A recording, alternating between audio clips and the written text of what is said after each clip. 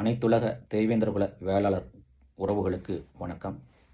பட்டியல் மாற்றம், அதாவது தனி இடஒதுக்கீடுடன் கூடிய பட்டியல் மாற்றம் பற்றிய சாத்தியக்கூறுகளை உங்களுடன் பகிர்ந்து கொள்ள விரும்புகிறேன். கடந்த 2 ஆண்டுகளாக சமூக வலைதளங்களில் நடந்த விவாதங்களிலிருந்து கிடைத்த சில தகவல்களை உங்களுடன் பகிர்ந்து கொள்ள விரும்புகிறேன். நம்மளுக்கு ரிசர்வேஷன் சிஸ்டம் பற்றி உங்களுக்கு தெரியும். தமிழ்நாட்டினுடைய ரிசர்வேஷன் அந்த அளவுன்றது வந்து 69%. இடபிள்யூஎஸ் கிடையாது. இடபிள்யூஎஸ் சேர்த்தா 79% ஆயிரும். தமிழ்நாட்டில் இடபிள்யூஎஸ் இம்ப்ளிமெண்ட் பண்ணலை. அப்போ 69% இருக்குது. இந்த 69% வந்து ஓபிசி, அதாவது பிசி ப்ளஸ் எம்பிசி வந்து 50%. அது வந்து ஃப்ரீஸ். அதுக்கு மேலே பண்ணவே முடியாது என்பதை வந்து இப்போ உள்ள உச்சநீதிமன்றத்தினுடைய தீர்ப்பு அப்படி தான் இருக்குது. இப்போ 18% எஸ்சி, அதுக்குள்ளே நம்ம இருக்கோம். அதில் 3% அறந்தீர் கொடுக்கப்பட்டிருக்கு. எஸ்டிக்கு 1, மொத்தம் சேர்த்து 69. இப்போ நம்ம எஸ்சியிலிருந்து வெளியில் வரோம். ஒரு தோராயமாக ஒரு 7%. வெளியில் வரும்போது நம்ம பிசிக்குள்ளே போகணும், இல்லாட்ட எம்பிசிக்குள்ளே போகணும். பெரும்பாலும் நம்ம என்ன செய்கிறோம், எங்களுக்கு பிசிக்குள்ளே வைங்க, எங்களுடைய வரலாற்று பிரகாரம் நாங்கள் பிசியில் இருந்திருக்கிறோம் அப்படின்ட்டு நம்ம இங்கே சொல்லிக்கிட்டு வரோம், வலியுறுத்திட்டு வரோம். சரி, இப்போ நம்ம இந்த 7% அங்கே போகும்போது அது 57% மாறும். இந்த ஓபிசி கான்செப்ட் இதுக்கு சட்டத்தில் இடம் இருக்கா? 57% மாற்றுறதுக்கு வாய்ப்பு இருக்கா? சாத்தியக்கூறு இருக்கா? இல்லவே இல்லை. நான் அட்வொகேட் கிடையாது, நான் இன்ஜினியர் தான். அட்வொகேட் தான் அதுக்கு நம்ம குடியில் இருக்கிற அட்வொகேட்டு வழக்கறிஞர்கள் தான் அதுக்கு எனக்கு பதில் சொல்லணும். எனக்கு தெரிஞ்ச அரசியல் அறிவு பிரகாரம் அதை 50லேருந்து 57 மாற்றுறதுக்கு சாத்தியக்குறை இல்லை. அப்போ நம்ம வந்து அதுக்கான மாற்று என்ன அப்படின்றத வந்து சிந்திக்கணும்.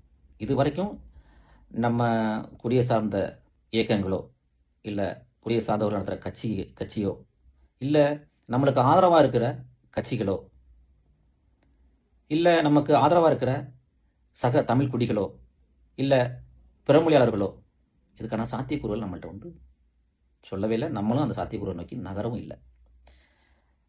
நான் அந்த சமூக வலைதளங்கள் நடந்த அந்த விவாதத்திலிருந்து எனக்கு வந்து கிடைச்ச இந்த தகவலில் இந்த ஒரு சிந்தனையும் அவருடைய பின்புலம். அப்போ எனக்கு வந்து ஒரு ஃப்ளாஷ் ஆச்சு. இந்த இடபிள்யூஎஸ்னு ஒன்று உருவாக்குனாங்களே, அது ஓபிசியில் வர கிடையாது, எஸ்சியில் வர கிடையாது, எஸ்டியில் வர கிடையாது, அது தனியாக இருக்குது.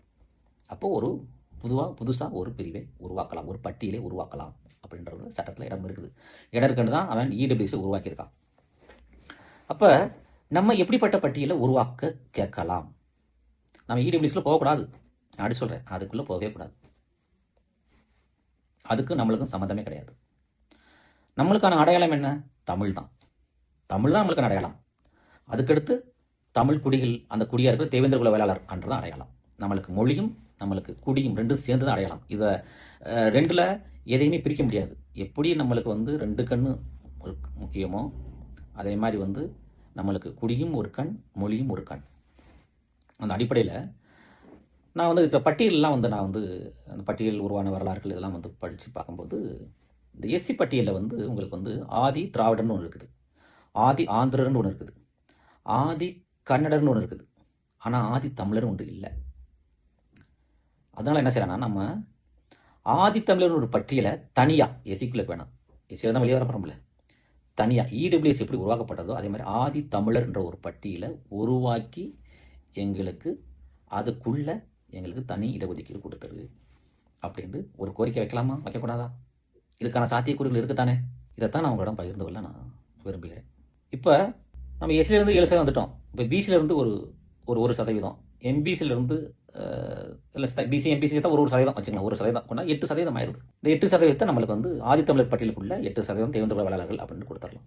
இதுக்கான சாத்தியக்கூறுகள் 100க்கு 100% இருக்கு. சட்டத்திலையும் இடம் இருக்குது அப்படின்றத நான் உணர்ந்திருக்கிறேன்.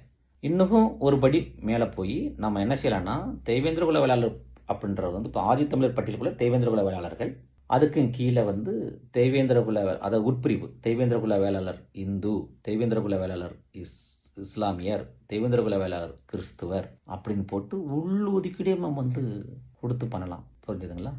நம்மளுடைய ஒட்டுமொத்த மக்கள் தொகை 8% அப்படின்னா இந்து சர்டிஃபிகேட் வாங்குறது, எஸ்சியில் இருக்கிறவங்க எல்லாமே இந்து தான். பிசியில் இருந்தால் தான் உங்களுக்கு வந்து கிறிஸ்துவர் இஸ்லாமியர்னு வரும், எம்பிசியில் இருந்தால் தான் கிறிஸ்துவர் இஸ்லாமியர்னு வரும். எம்பிசியிலே கிறிஸ்துவர் இஸ்லாமியர் கிடையாது என்னை பொறுத்தவரை. ஆமாம், பிசியில் மட்டும்தான் இருக்காங்க. அப்போ ஒரு தோராயமாக வந்து தேவேந்திர குல இந்து 7%, தேவேந்திர குல வேளாளர் இஸ்லாமியர் ஒரு 0.5%. தேவேந்திர குல வேளாளர் கிறிஸ்துவர் 0.5%. அது மாதிரி மொத்தம் 8% சொல்லி நம்ம வந்து வாங்கலாம். இப்போ ஏன் வந்து நான் ஆதித்தமிழர் பட்டியல் அப்படின்ட்டு நான் வந்து இங்கே ஒரு கோரிக்கை வச்சேன்னா, இந்த இடஒதுக்கீடு தனி இடஒதுக்கீடோடு சேர்த்து ஒரு கோரிக்கை வச்சேன்னா, ஒன்று சாத்தியக்கூறுகள் எப்படி நம்ம வந்து ஒரு இன்னொரு பட்டியலுக்கு மாறதுக்கான சாத்தியம் இருக்குது, சட்டத்தின் பிரகாரம் சாத்தியம் இருக்குன்றதுக்காக எடுத்தேன். இதையும் தாண்டி நாளைக்கு சக தமிழ் குடிகளாக இருக்கிற எஸ்சியில் இருக்கிறவர்கள், பிசியில் இருக்கிறவர்கள், எம்பிசியில் இருக்கிறவர்கள் இந்த பட்டியலை நோக்கி வர்றதுக்கான வாய்ப்பை நம்ம உருவாக்கி கொடுக்கலாம். நம்ம ஆதித்தமிழர் பட்டியல்களில் போயிட்டோம்னா அங்கே இருக்கிற பிற தாய் தமிழ் குடிகள் அவங்களுக்குள்ள ஒரு மாற்றம் வரும். நம்மளுக்கும் தமிழ் தானே தாய்மொழி. தேவேந்திர குல வேளாளர்கள் மட்டும் ஆதித்தமிழர் பட்டியலில் போய் இருக்கிறாங்கல்ல, நம்மளும் ஏன் அங்கே போகக்கூடாது அப்படின்னு வருவாங்க. இந்த ஒரு அடிப்படை கட்டமைப்பை நம்ம துவக்கி வைக்கிறோம். நம்முடைய நோக்கம் வந்து நம்ம மட்டும் ஆதித்தமிழர் பட்டியலில் இருக்கிறது கிடையாது, நம்ம மட்டும் தனி இடஒதுக்கீடு வாங்கி போய் இருக்கிறது கிடையாது. நம்ம சக தமிழ் குடிகளும் ஆதித்தமிழர் பட்டியலில் வரணும். அவங்களுடைய ஒவ்வொரு குடியினுடைய மக்கள் தொகை பிரகாரம் அவங்களுக்கும் உள்ஒதுக்கீடு வாங்கிட்டு வரணும். ஆக ஒட்டுமொத்தமாக பிற்காலத்தில் நம்ம தலைமுறைகளுக்கு வந்து ஆதித்தமிழர் பட்டியலை தேவேந்திர குல வேளாளர்கள் உருவாக்கி கொடுத்தாருன்ற பேரை நம்ம வாங்கணும். நாளைய தலைமுறை வந்து தேவேந்திர குல வேளாளர்களால தான் இந்த பட்டியல் ஒரு புதிய பட்டியலை, ஆதித்தமிழர் என்ற ஒரு பட்டியலை உருவாக்க முடிஞ்சது. என் இன அடையாளத்தை வந்து மீட்டெடுத்த ஒரு குடி தான் நம்ம தேவேந்திர குல வேளாளர் குடி அப்படின்ட்டு பிற்காலத்தில் வர்ற சந்ததியினர், அதாவது தமிழை தாய்மொழியாக கொண்ட அனைத்து குடிகளினுடைய சந்ததியினர்கள் நம்மளை வந்து போற்றணும், நம்மளுக்கு வந்து நன்றி சொல்லணும்.